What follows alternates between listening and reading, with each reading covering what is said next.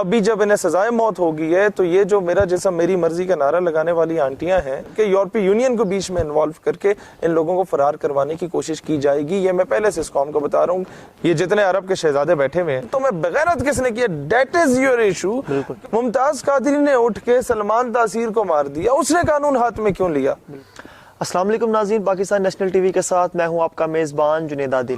ناظرین، آج آپ کو بتاتے چلیں کہ انسداد دہشت گردی کی عدالت اسلام آباد کے اندر 3 گستاخ رسول جنہوں نے سوشل میڈیا کے اوپر گستاخانہ مواد شیئر کیا تھا، بہت عرصے سے یہ کیس چل رہا تھا، آج اس کا باقاعدہ طور پر فیصلہ سنا دیا گیا ہے اور اس کے اندر 3 ملزمان کو سزائے موت سنا دی گئی ہے. یہ ایک بہت بڑی کامیابی ہے پاکستان کے لیے نہیں بلکہ پورے عالم اسلام کے لیے، کہ ایک عرصہ تھا، ایک بہت لمبے عرصے سے سزائیں تو سنائی جاتی تھی لیکن عمل درآمد نہیں ہوتا تھا. آج بھی ان تینوں ملزمان کو سزائیں سنا دی گئی ہیں. اس وقت میرے ساتھ جو شخصیت بات کرنے کے لیے موجود ہیں وہ شہیر سیالوی صاحب ہیں. آئیے ان سے بات کرتے ہیں. السلام علیکم. وعلیکم السلام ورحمۃ اللہ. شہیر بھائی، سب سے پہلے مجھے آپ یہ بتائیے گا کہ ایک بہت بڑی کامیابی ہے یہ عالم اسلام کے لیے کہ آج ان تینوں گستاخان رسول کو سزائے موت سنا دی گئی ہے، تو اس پر کیا کہیں گے آپ؟ اچھا، اس میں تینوں کا میں تھوڑا بتا دوں. ایک نے تو سوشل میڈیا پہ گستاخانہ مواد شو کیا، دوسرے نے نبوت کا دعویٰ کیا، جھوٹی نبوت کا، اور تیسرا جو تھا اس نے، میں I don't want to take the name of that book, جو کہ باہر سے ایک گستاخ نے لکھی تھی، اس کو اس نے اردو میں ٹرانسلیٹ کر کے پاکستانیوں میں تقسیم کیا تھا. اور وہ جو کتاب جس بندے نے لکھی تھی وہ کتاب بہت زیادہ اس نے دنیا میں فتنے فسادات کریٹ کیے تھے. تو یہ 3 جو کیسز تھے، یہ آسیہ ملونہ کی طرز کے جو کیس ہے اس سے بڑا کیس تھا یہ، بالکل. اور صرف یہ تھا کہ عوام میں اتنا لایا نہیں گیا، اس سے آف دا ریکارڈ سارا کیس لڑا گیا تاکہ مغرب کو اتنا زیادہ انکلوڈ ہی نہ ہونے دیا جائے. ابھی بھی جو سب سے زیادہ خطرہ کی جو تلوار منڈلا رہی ہے پاکستان پہ وہ یہ ہے کہ ابھی جب انہیں سزائے موت ہوگی ہے تو یہ جو میرا جیسا میری مرضی کا نعرہ لگانے والی آنٹیاں ہیں، یہ لوگ کالز کرنا شروع کر دیتے ہیں. یہ وہ آسما جہانگیر لابی ہے جو انٹرنیشنل کمیونٹی کو کال کر کے بولتی ہے کہ اب زیادتی ہو رہی ہے عوام کے ساتھ، اب آپ لوگ ادھر آ جائیں، اب آپ لوگ آئیں، این جی اوز کے نام پہ یا یو ایس ایڈ کے نام پہ یا یو کے ایڈ کے نام پہ پاکستان کو دیں پیسے. جس طرح آپ لوگوں نے پیسے دے کے عافیہ صدیقی کو آپ لوگوں نے گرفتار کر لیا، یا پیسے دے کے آسیہ ملونہ کو ملک سے باہر فرار کروایا، یا پریشر امپوز کر کے آپ نے ممتاز قادری کو پھانسی دی، یا پریشر امپوز کر کے آپ لوگوں نے 80,000 کے قریب لوگوں کو گرفتار کر کے گستاخوں کو ملک سے باہر بھیجا، وہی پریشر امپوز کروا کے انٹرنیشنل سطح کے وکلاء کو بیچ میں انوالو کر کے، یورپی یونین کو بیچ میں انوالو کر کے ان لوگوں کو فرار کروانے کی کوشش کی جائے گی. یہ میں پہلے سے اس قوم کو بتا رہا ہوں. اس وقت ہماری قوم کو اس کے لیے تیار رہنا چاہیے. نبی اکرم صلی اللہ علیہ وآلہ وسلم کی شان میں نعوذ باللہ پہلے بھی گستاخی ہوتی تھی اور آج بھی ہوتی جا رہی ہے. سزائیں تو سنائی جاتی ہیں لیکن ان پر عمل درآمد نہیں ہوتا. اس کی کیا وجہ ہے؟ میں آپ کو ایک بات بتاتا ہوں، میں تھوڑا سا اسے ماضی سے ریلیٹ کرنے کی کوشش کرتا ہوں. مشل خان کا کیس یاد ہے آپ کو؟ مردان کی ایک یونیورسٹی میں ایک بچے کو اس کے کلاس فیلوز نے مارا تھا، اور بہت زبردست طریقے سے مار کے موت کے حوالے کر دیا. انہوں نے قانون ہاتھ میں کیوں لیا؟ پشاور کے ہائی کورٹ میں فیصل نامی ایک غازی نے ایک جھوٹی نبوت کے دعوے دار کو قتل کیا، اس نے قانون ہاتھ میں کیوں لیا؟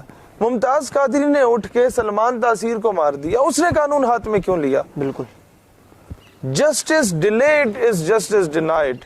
جب آپ کے ملک میں درجنوں ایسے گستاخ پھر رہے ہیں جن کو فرد جرم عائد ہو چکا ہے، سزا سنا دی گئی ہے لیکن اس پہ امپلیمنٹ نہیں ہو رہا، تو پھر لوگ مجبور ہو جاتے ہیں قانون ہاتھ میں لینے کا.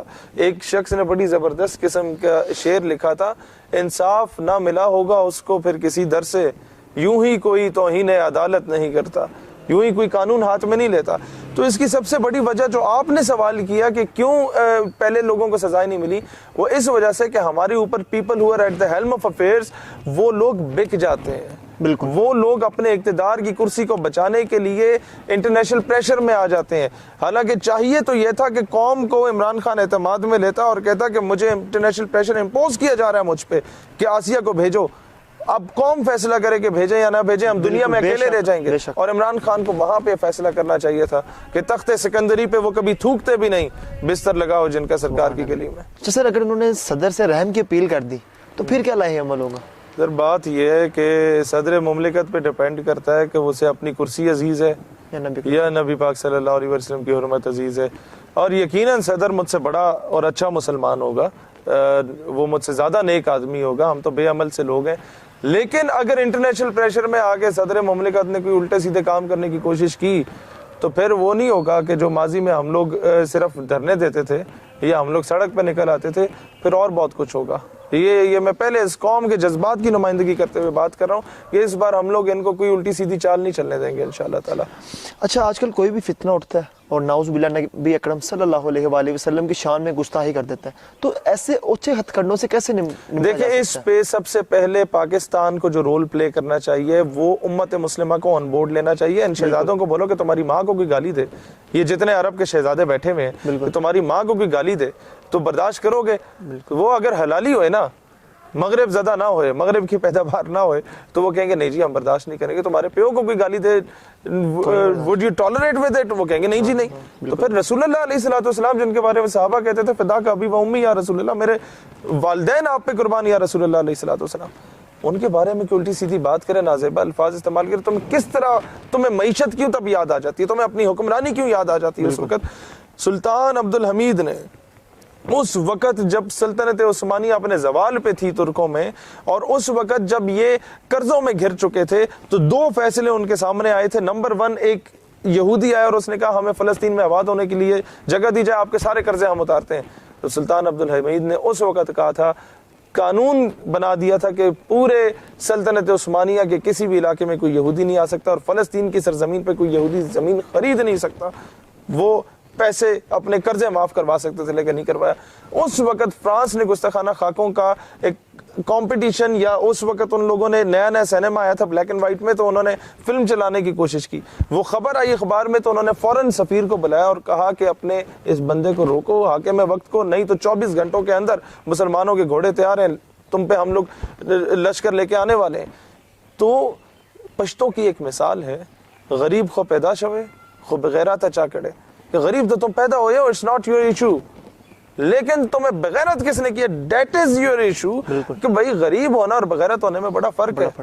لہٰذا ابھی ہمیں جو چیز دیکھنی ہے انٹرنیشنل سطح پہ, ہولوکاسٹ پہ ایک قانون بنایا یہودیوں نے کہ no one is allowed to speak on it, کہ جی یہودیوں کے ساتھ ٹھیک ہوئی ہے یا غلط ہوا یا ہولوکاسٹ جو ہے کوئی ڈرامہ تو نہیں تھا. اسی طریقے سے انٹرنیشنل سطح کی ایک قانون سازی کی جائے کہ کوئی بھی نبی ہو, حضرت جیسس کرائسٹ ہو, حضرت عیسیٰ علیہ السلام, موسیٰ ہو, حضرت موسیٰ علیہ السلام, ڈیوڈ ہو, حضرت داؤد علیہ السلام, یا حضرت محمد علیہ السلام, کسی کے بارے میں بھی کوئی نازیبہ الفاظ استعمال کیے جاتے ہیں تو ایک ہی قانون بنایا جائے عالمی سطح کا, جس کو تمام ریلیجنز یا کوئی ریلیجن کا نہیں بھی ہو, کوئی بھی بندہ اس طرح کی بات کرتا ہے تو اس کو وہ سزا دی جائے. اور یہ کیا جا سکتا ہے. اور مسئلہ یہ ہے کہ وہ مسلمان جو آپ اس کے سامنے, اگر حضرت عیسیٰ علیہ السلام کے بارے میں بھی غلط بات ہوتی ہے نا, تو امریکہ میں کوئی فلم بنی حضرت عیسیٰ کے بارے میں, کرسچن نہیں نکلا, مسلمان نکلا. ہمارا تو ایمان مکمل نہیں ہوتا جب تک ہم ان تمام انبیاء پہ ایمان نہ لائیں. ہم لوگ تو ایمان مفضل میں بار بار یہ چیز باور کراتے ہیں, ہم کہتے ہیں ہم تو تمام کتابوں پہ ایمان لائے, فرشتوں پہ ایمان لائے, انبیاء پہ ایمان لائے.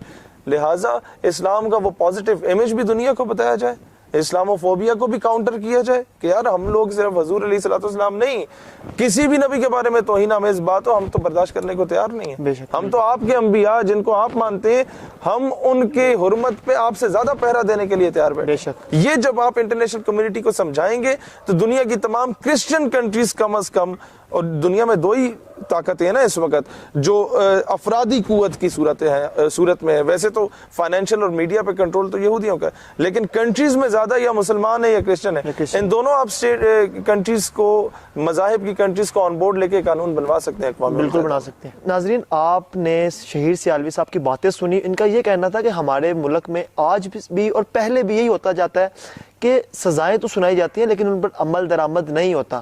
تو آپ لوگوں سے گزارش ہے کہ ان تینوں گستاخوں کو جلد از جلد پھانسی دے دی جائے تاکہ ایک ٹرینڈ سیٹ ہو کہ جو بھی نعوذ باللہ نبی اکرم صلی اللہ علیہ وآلہ وسلم کی شان میں گستاخی کرے گا اس کے لیے کوئی معافی نہیں ہے, کسی قسم کی کوئی معافی نہیں ہے اس شخص کے لیے.